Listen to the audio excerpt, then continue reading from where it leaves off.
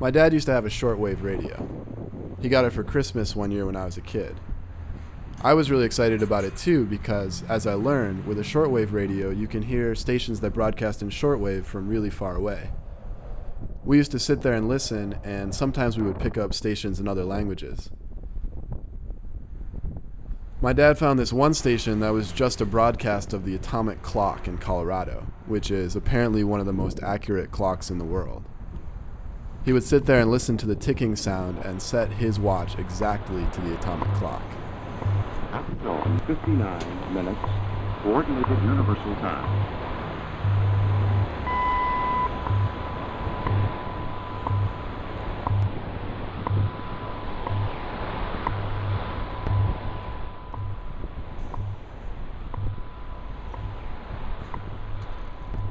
The rain was whipping hard and fast on my walk from the Green Line toward the school. There was a severe storm warning and the clouds were towering and dark, like before a tornado. I wondered if I would see the golf guy. He's an old man that I see every morning on my way to work, practicing putts and chip shots in an empty lot off of Cicero. He has a whole course set up, and sometimes instead of practicing golf, I see him maintaining it, patting down the grass or arranging things he's set up. He was out there, even with the rain beating down. He had a thin parka on, and he was chipping shots against the brick wall next to the empty lot.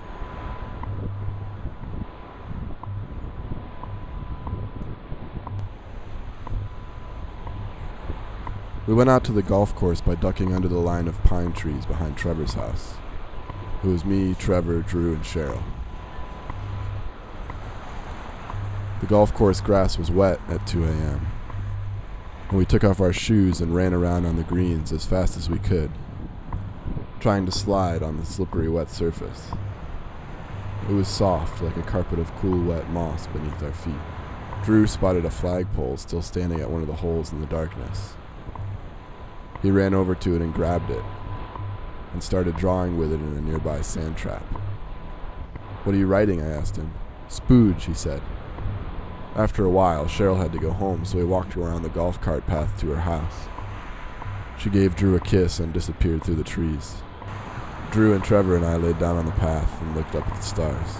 I said something like, "I think the universe is the size of our perspective." "What the hell does that mean?" said Trevor. "Well, I guess it's just that the universe is however much we can see, like however good our instruments are for seeing farther, or however much light has reached us. That's how big the universe is to us. It's however much we're aware of. So for an ant, the universe is like a 10 by 10 foot cube. And for humans, the universe it's as big as our telescopes can see, or as big as however far away we can measure." "Do you think you'd ever marry Kelsey?" Drew asked. "Why do you want to ask me that?" I said. "No, I just meant, would you ever?" "I don't know. I was just thinking about Cheryl. I think maybe we could get married someday."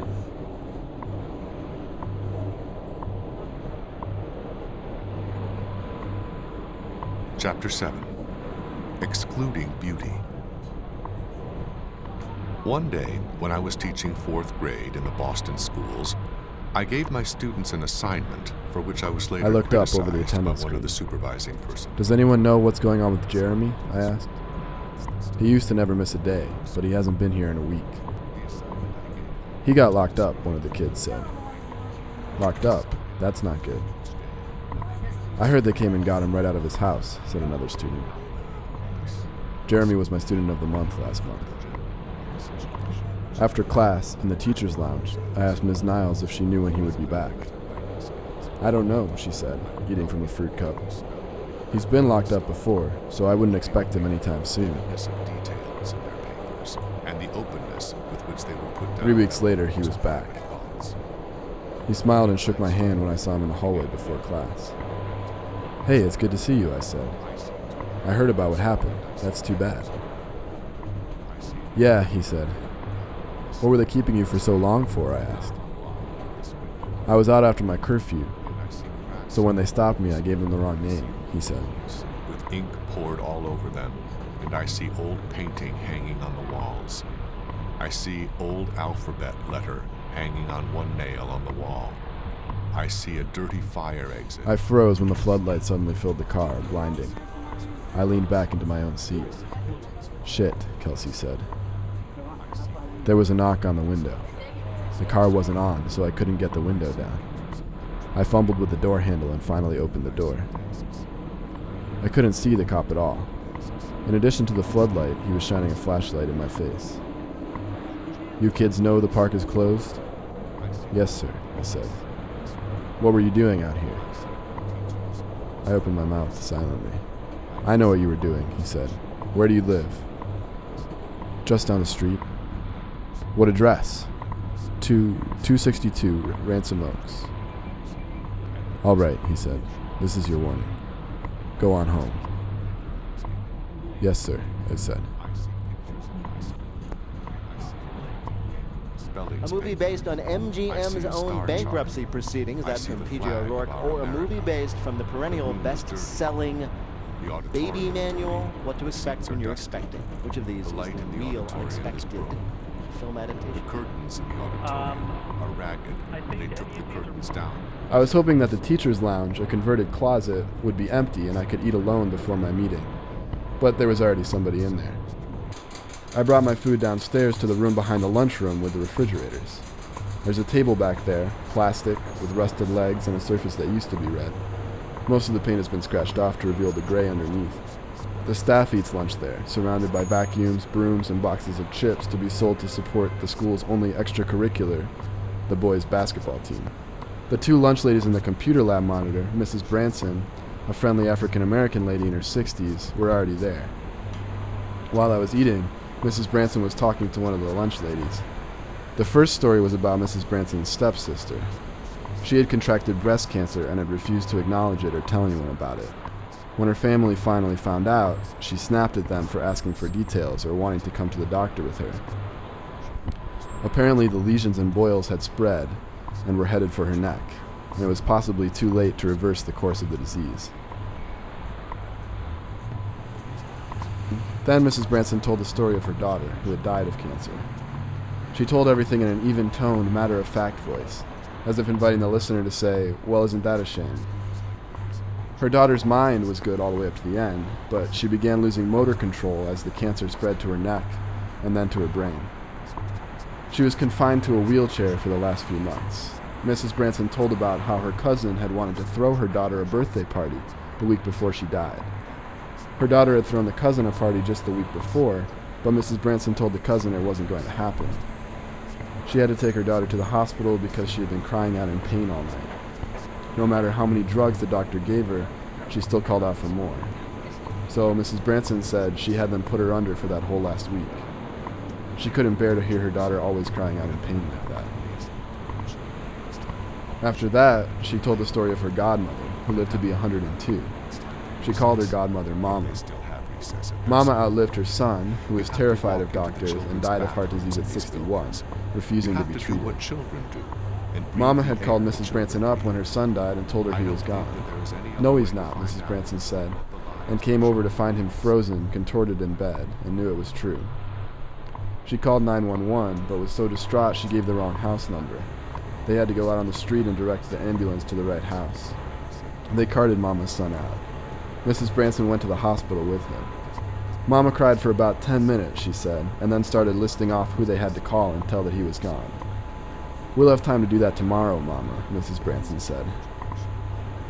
As Mama got even more up in years, Mrs. Branson made her come live with her so she could look after her. Mama kept insisting to be put in a home so she wouldn't be a burden. Mrs. Branson told her she didn't really want to go to one of those, but finally broke down and took her. She said Mama lasted a week. Every day she called and asked Mrs. Branson very nicely, "Can you get me out of here?" She was scared of the nurses. She slept with one eye open. There were 4 other ladies in the room. During the car ride home after that week, Mama told Mrs. Branson about the ladies who had died in the night. When Mama turned 100, Mrs. Branson made her stop smoking. She said Mama was burning holes in her nightgown. She would come home and find Mama asleep in the armchair with the glowing cigarette still in one hand.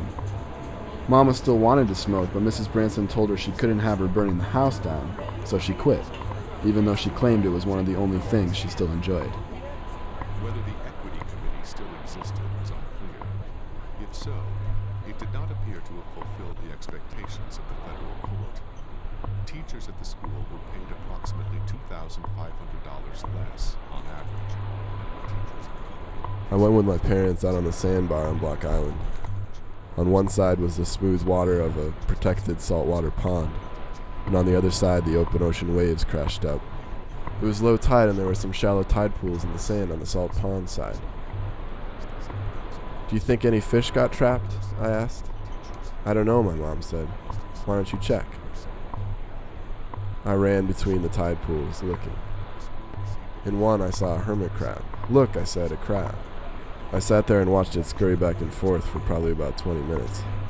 After a while I went over to the ocean side. My mom took my shoes off and told me to stand at the edge of the water. And I felt the waves crash and foam up over my feet. It felt prickly, but good. Then we got back in the rowboat and Dad rowed us back to the other side of the lake, through the sailboats that were moored, and over the crabs that I imagined scurrying underneath.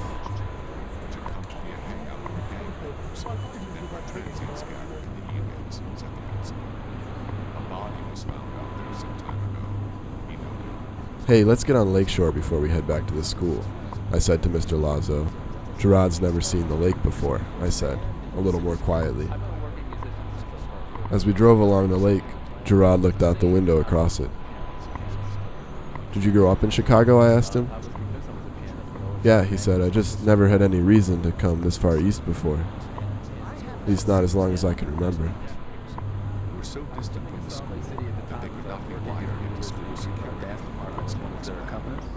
And I was walking home for lunch period. It was about noon. It was July 11th, 1977. See, I really remember that. You do. By the time I got to my house, I recognized that I was a single. I called up the hotel. Beginning at 10:30. The kindergarten children are served first, he said. But it's so early, they get hungry later, and they need to have a snack. At the tone, There were no 0 bathrooms in the hours, trailers. 0 Children minutes, had to leave their classrooms coordinated and universal line up time. outside the bathrooms in another trailer, which, according to the National principal, Institute of could be Standards and most Technology uncomfortable. time. This is very radio cold station or rainy weather. WWB, Fort Collins, Colorado. The principal, who had Broadcasting come on here as a internationally fourth grade allocated teacher 10 standard years carrier ago. frequencies of 2.5, 5, 10, 15, and 20 megahertz, providing time of day, standard time interval, and other related information. Inquiries regarding these transmissions may be directed to the National Institute of Standards and Technology, radio station WWB, 2000 East County Road 58, Fort Collins, Colorado, 80524.